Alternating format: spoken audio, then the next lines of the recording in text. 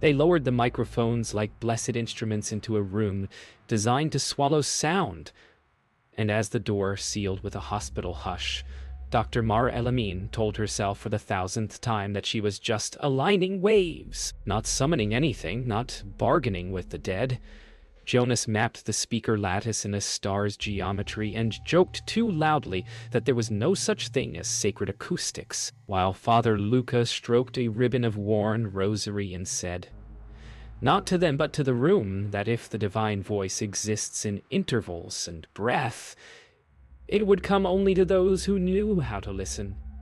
And Captain Reyes checked the emergency cutoff with the same tenderness she reserved for triggers, and Anya stood very still, eyes closed, saying that the light in here sounded like damp wool.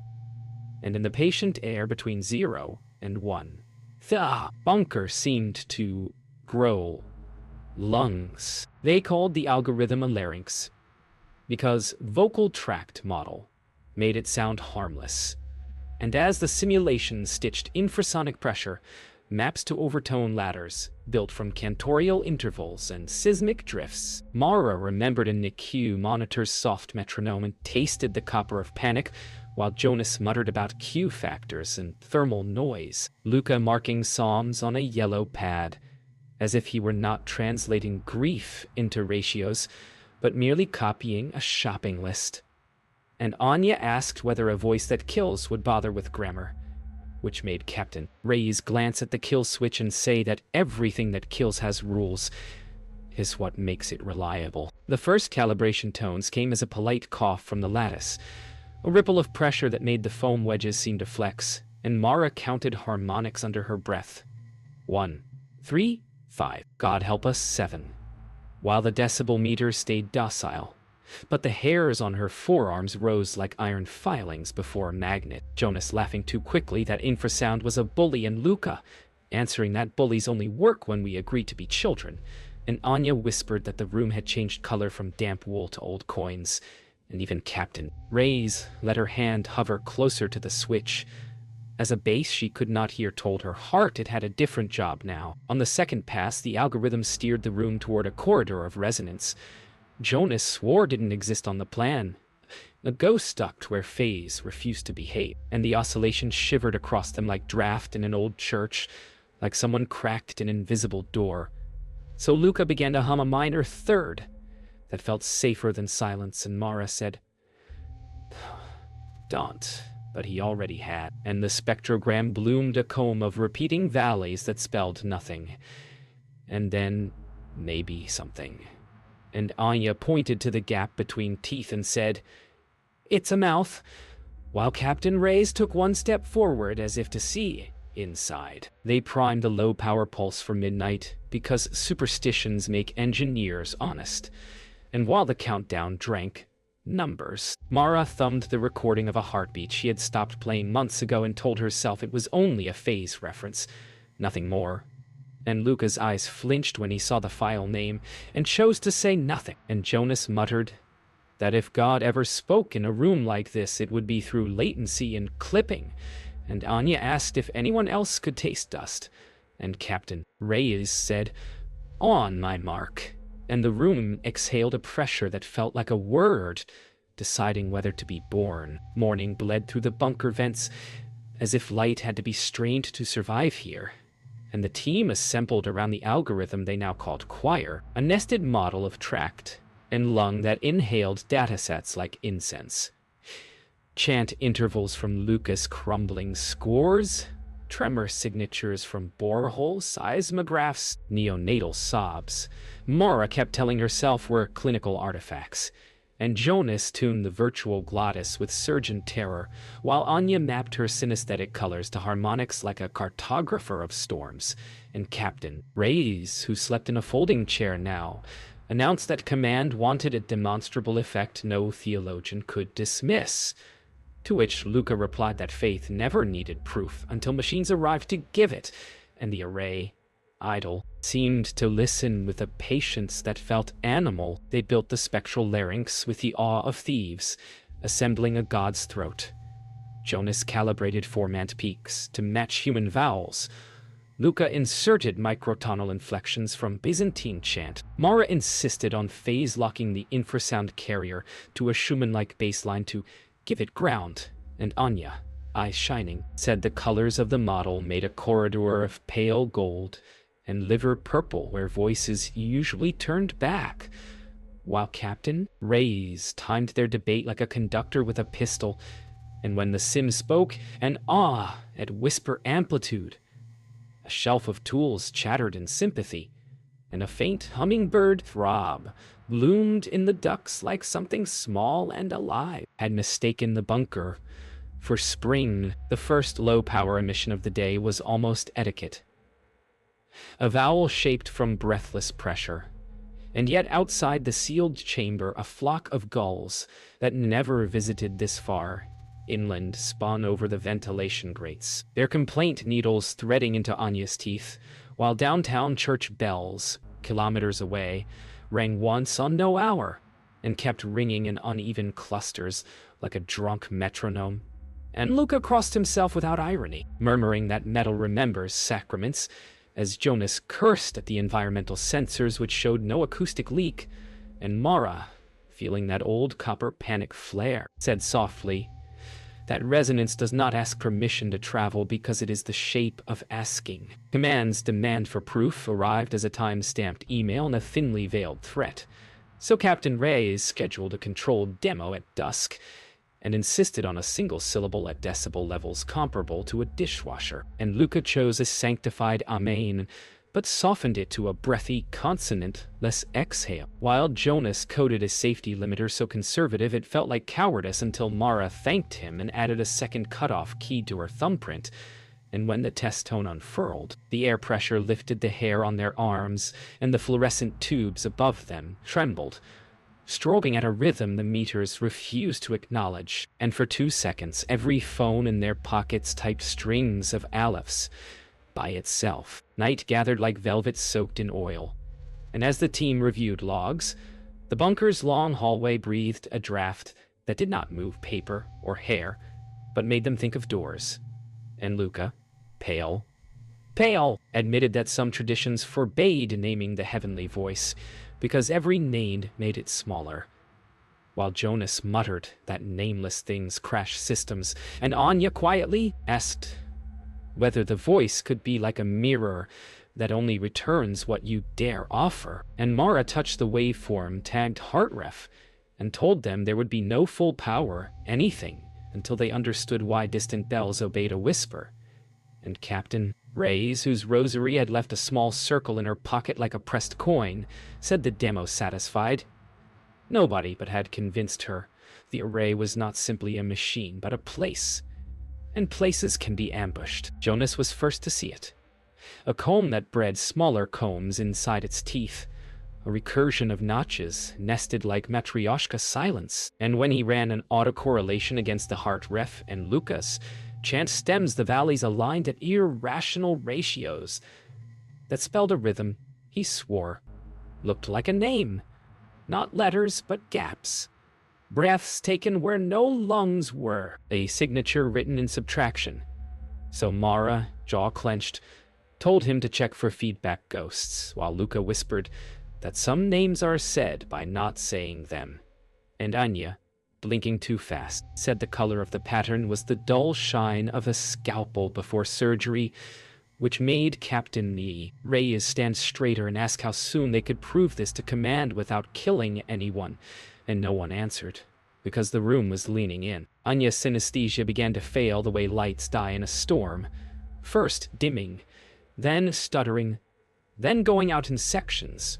When Mara asked her to tag the new intervals, and instead of the usual wash, she saw nothing. No golds or violets, just a gray hole in her mind where sound should paint. And she started to cry without sound because even her tears felt colorless. And Jonas reached for the gain knob as if he could brighten a picture, and Luca, softly, told her that absence is still a sign, that eclipses are not the death of the sun, while Captain Reyes wrote in the log that subject reports color blindness to acoustic stimulus, and underlined it twice, as if documentation could keep the darkness on one side of the page. Captain Reyes called it a formal demonstration at 2100 hours for a secure uplink of brass, with titles that made the air feel thinner, and the brief required a reproducible effect that could be seen and measured without hysterics. No bells, no gulls. So Jonas proposed a standing wave projection mapping the chamber's invisible corridors. Luca countered with a chant interval that sanctified and limited, and Mara, after a long silence, said she would permit a 30-second emission at dishwasher volume with both kill switches active and no heart ref, her voice catching on the last words like a snagged thread, and Anya, who sat wrapped in the gray nothing of her senses, whispered that the pattern wanted to be heard, the way a throat wants to swallow.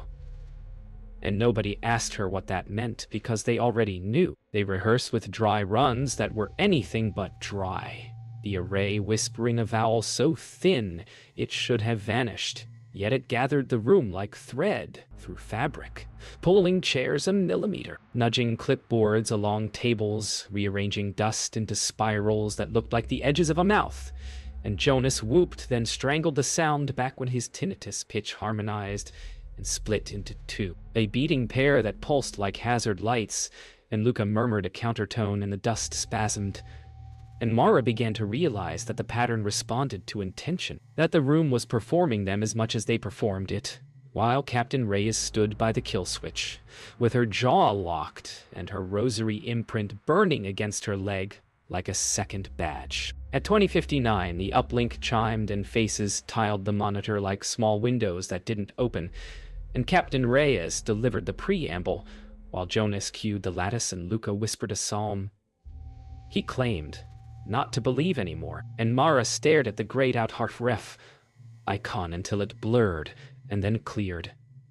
And the emission unfolded as a careful exhale that filled the chamber, and then the hallway, and then, if the instruments were to be trusted, the empty spaces between their ribs, and in the microphone gloss a faint articulation emerged, a not-quite consonant that the comb filter parsed into a shape like a mouth learning how to say I, and Anya, who could see nothing, said it spelling the inside of us, and a building on the base 2 kilometers away flickered its lights and went still as if listening for the next syllable. The full power sequence armed itself with the ceremony of a launch and the intimacy of a confession, and as the lattice woke in strata, sub-bass like fog underfoot, mid-band like breath on glass, Mara entered the last authorization with a hand steady enough to frighten her.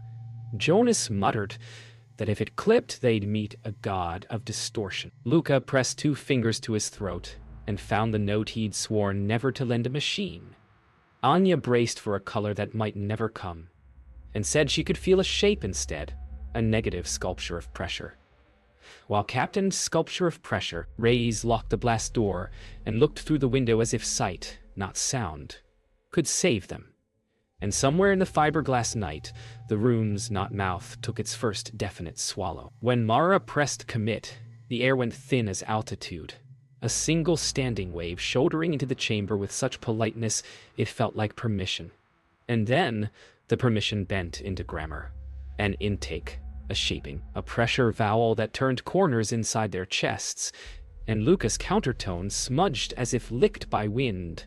Jonas' tinnitus split again and braided into a rope. Anya gasped at the sensation of something reading her like braille from the inside out, and Captain Reyes said, "Hold it," in a voice that belonged to another room, while the spectrogram printed an articulation no alphabet owned, and the fluorescent tubes above them synchronized to a heartbeat none of them had chosen. The word, if that's what it was, arrived not as sound, but as a choice that forced itself into their bones, syllable-less and absolute, and the chamber seemed to bow around it, foam wedges bending in an optical lie, and a young technician checking cable strain at the threshold, his badge read Teodorescu, a name that would later sound like an apology, went still, and then quiet, in a way that out-silenced the room, tipping to his knees like prayer without a god, while Mara froze halfway to the kill switch, because every part of her knew that interrupting a word mid-birth would be to bite it.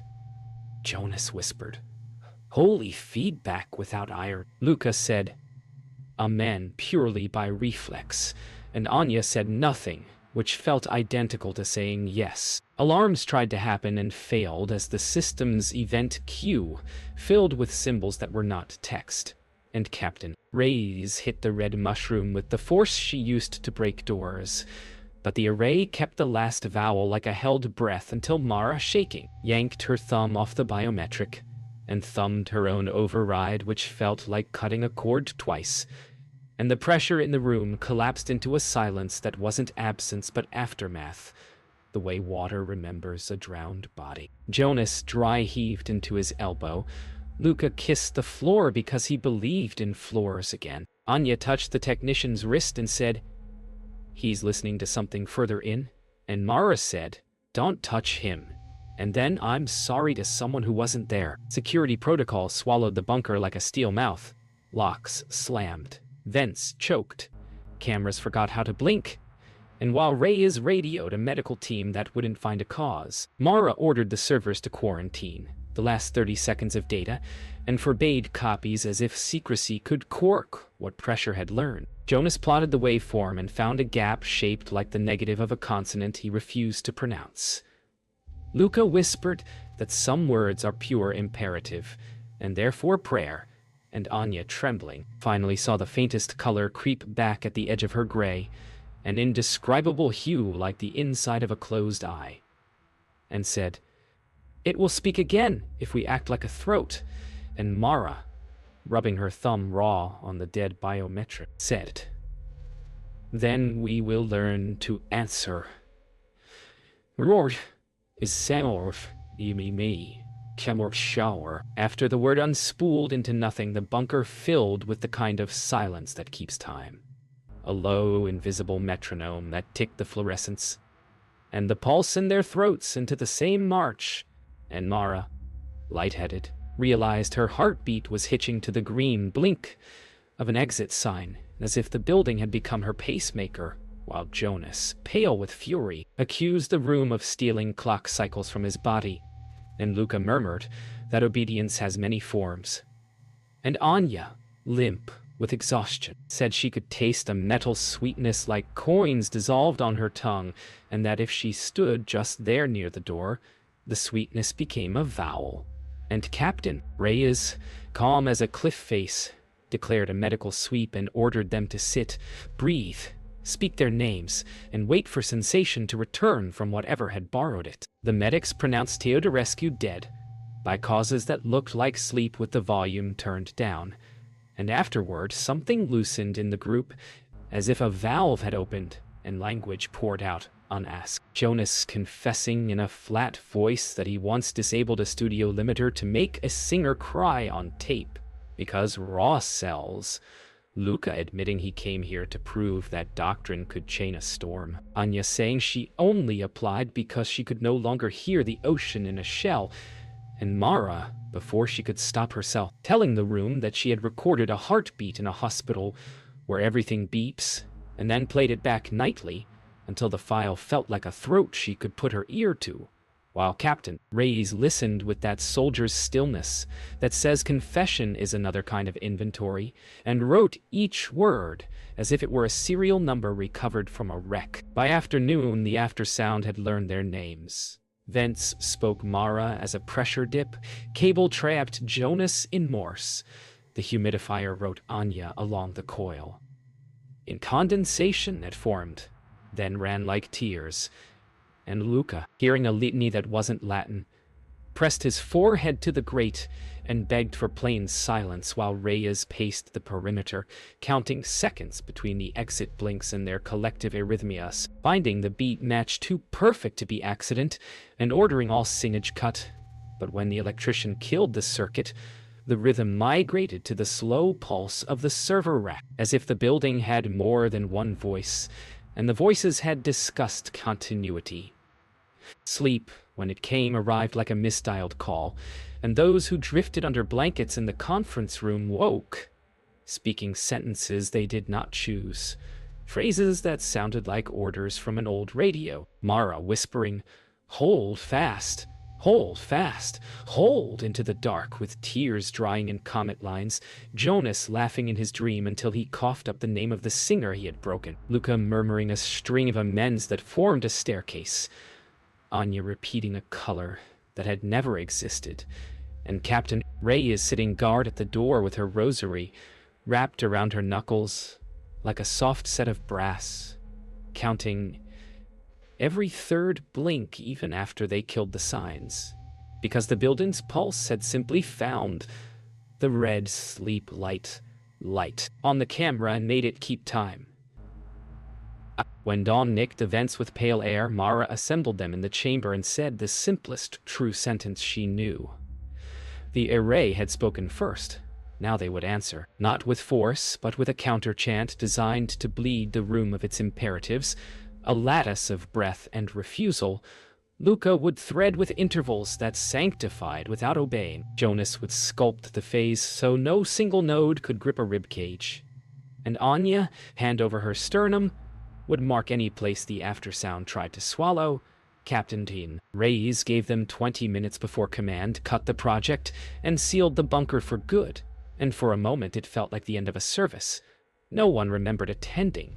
A hush before a man chosen rather than received, and the dead man in the mylar down the hall seemed to be waiting with them to hear whether human mouths could make a no that sounded like mercy. Luca laid out the counter-chant like a ladder into fog, intervals that blessed without yielding, and when the modeling showed a hole where rhythm should anchor, Mara knew the only metronome the room would accept was the tiny waveform she had caged and carried, so she said it aloud before anyone could spare her. We phase-locked to my daughter, and Jonas, soft for once, warned that a heartbeat as carrier could invite the thing closer instead of cancel it, and Anya, hand over her sternum, whispered that the color of the plan was rose gold edged in black like sunrise through soot, while Captain Time Reyes signed the authorization with a jaw that tried not to tremble and said, "We answer and we end it." And the array, patient as hunger, waited for them to press their grief into its mouth. They nested the heart's pulse beneath Luca's antiphon like a reverb under chant, and as the counter-chant unfurled, a lean thread of refusal braided with mercy, the chamber's pressure stopped dragging at their ribs, and instead leaned sideways, curious, a beast tilting its head, and Anya gasped because color bled back at the edges of her gray, a faint aureole around the syllables, and Jonas rode the delay lines with a gentleness he had forgotten he owned, and Mara matched the infant tempo with a thumb against the biometric, resisting the urge to apologize to the dead for using her as ballast, while Captain Reyes counted off 12-beat measures like stepping stones toward a shore that did not appear. The room answered not with a word, but with an intake that folded the air like linen, and Jonas Tinnitus, faithful parasite, suddenly took the lead and tore itself open into a shriek only he could hear. He went sideways with a strangled laugh and a curse that turned wet, blood thin as tea seaming his ear and the corner of his eye, and Mara nearly broke the plate, yanking her thumb away before forcing it back. Locking the heart to the pulse again as if holding a child still for a vaccine, Luca widening the antiphon into a sheltering chord that tasted of iron. Anya shouting, "Left wall," because the invisible mouth had migrated, and Captain Reyes catching Jonas under the arms and saying his name in a voice that dragged him back like rope.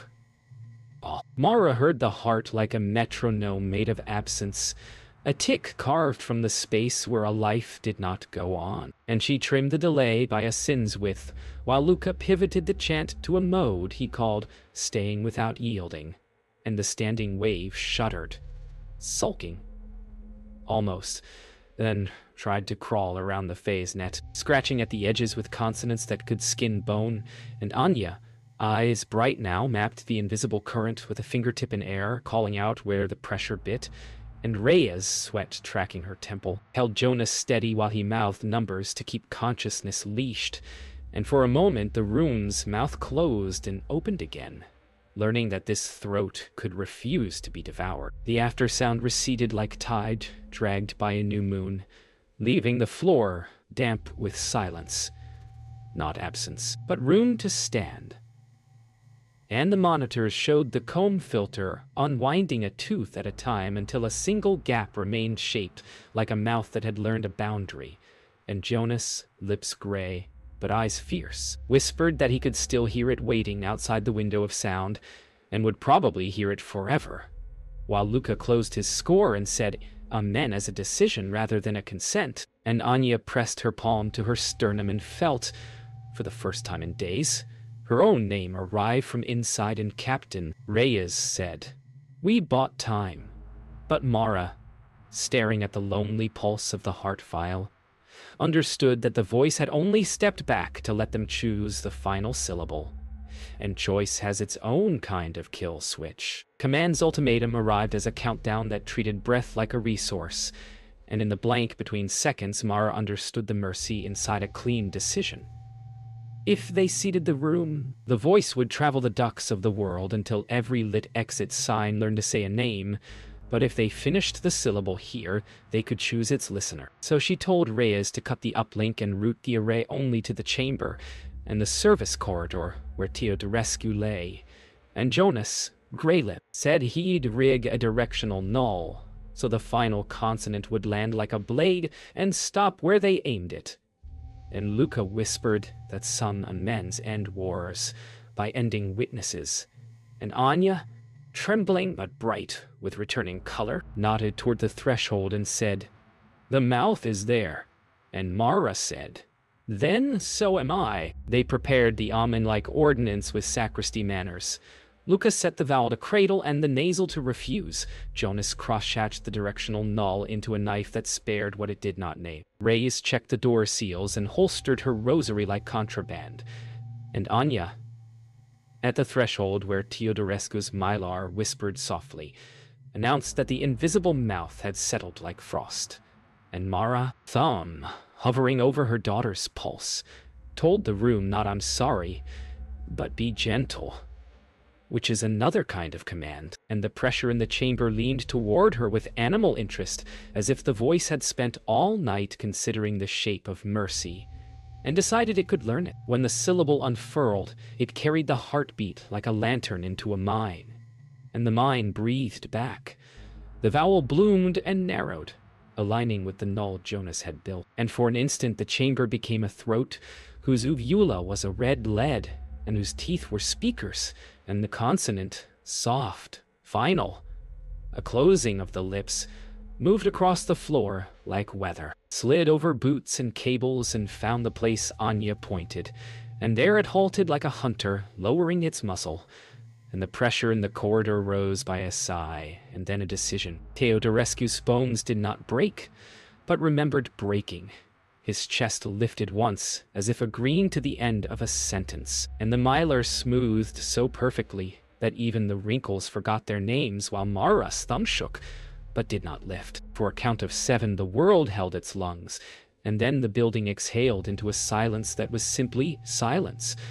No metronome stitched into it, and the exit signs blinked irregularly like tired eyes. And Jonas wiped his face and laughed once, a broken instrument discovering a note that didn't hurt, and Lucas slid down the wall and prayed without words until the prayer turned into ordinary breathing. And Anya whispered a color that existed, saffron, mischievous at the edges, while Reyes opened the door and let the hallway draft pass through the chamber like blessing smoke. And Mara, at last, took her thumb away, and the tiny waveform shrank to a flat courtesy, and even the dead did not answer because they had been given back to a quiet that did not ask for them. They signed the shutdown like witnesses to a marriage that had ended in honesty instead of joy, and Command's replies arrived late and thin, already suspicious of miracles, and Mara archived the Amen under a name that meant nothing and everything, and placed the heart file in a directory labeled with the date of a birth that did not continue. And Jonas, bandaged, told her that the tinnitus still sang at the window of sound like rain at glass, and that he could live with rain. and Luca asked to keep the vellum with the counter-chant as proof that refusal can be holy. And Anya pressed her ear to the wall and heard only building, lovely in its dumbness, while Captain Mish Reyes walked the perimeter one last time and then paused beside an innocuous transformer whose hum had always been there and would always been there. And in that hum Mara heard not a word, not a command, but the outline of a place where a voice might one day return if someone built a throat and asked. And she chose to leave that outline uninterpreted, which is a deadly result of another kind. The choice to live with unanswered resonance.